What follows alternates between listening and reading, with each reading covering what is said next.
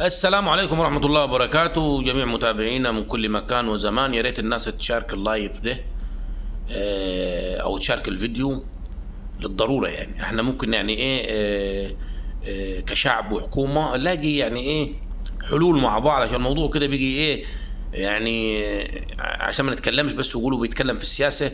وطبعا يعني ايه مش عارف، كل المصطلحات تؤدي الى ايه، الى الحاجات اللي مش حلوه يعني.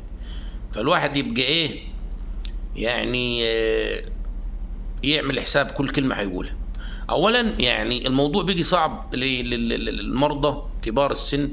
انا ممكن كشاب مثلا لو قطع النور عندي في البيت هطلع هلقى لي اي منفذ اروح اقعد على البحر، مع كده كده الدنيا ضلمه ماشي هتروح تقعد على في اي حته يعني، والجو حر. بس انت راعي كبار السن هم الناس اللي بيبقى طريحه الفراش دي، هتروح فين والكهرباء بتقطع؟ فانا يعني من مكاني هذا اناشد، مش اناشد بقى المواطن واقول له اصبر والقادم افضل والكلام ده، عشان احنا لينا سنين بنقول القادم افضل.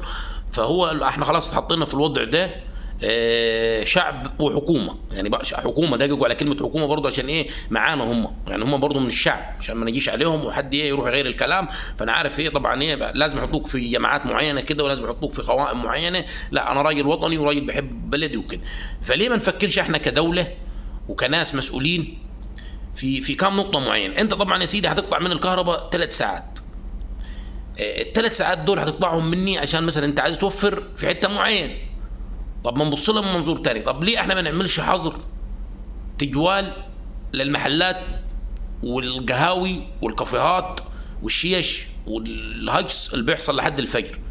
يعني يعني نعمل ايه بقى؟ هقول لكم نعمل ايه. يعني ممكن من الساعه 8 مساء يتم قفل جميع المحال والكافيهات والورش اللي هي بتقعد شغاله الصبح ودق دي، كل الاماكن اللي هي بتستهلك كهرباء.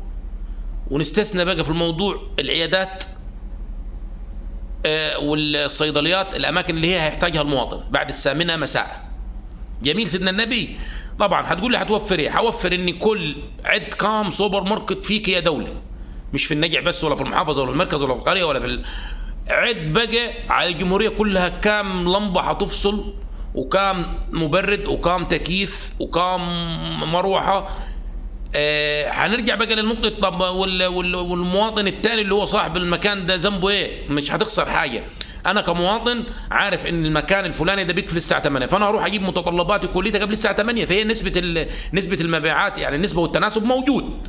يعني انت كده كده بتبيع في اليوم بكت كده، نفس الاشخاص هيجوا لك بس بالوقت البدري، يعني هيجوا قبليها عشان ياخدوا مستلزماتهم اللي هي ايه، مش هيعرفوا يجيبوها بعد ما النور يفصل. من مين؟ هتقفل دكانك بكل ادب وبكل احترام، الكهرباء هتفضل شغاله على ثلاجاتك بس هتطفي الكهرباء ميه، واللي القهاوي هتفصل السخانات اللي هي بتسحب تمام السخانات، والاماكن اللي هي بتبقى عليها مروحه عشان الشيش والكلام ده عشان الفحم، وهيفصل المراوح وهيفصل الشاشات وهيفصل الاماكن دي. لما انا افصل هوفرها من هنا وهرميها للشعب، هضخها من الناحيه الثانيه للشعب اللي هو محتاج الكهرباء.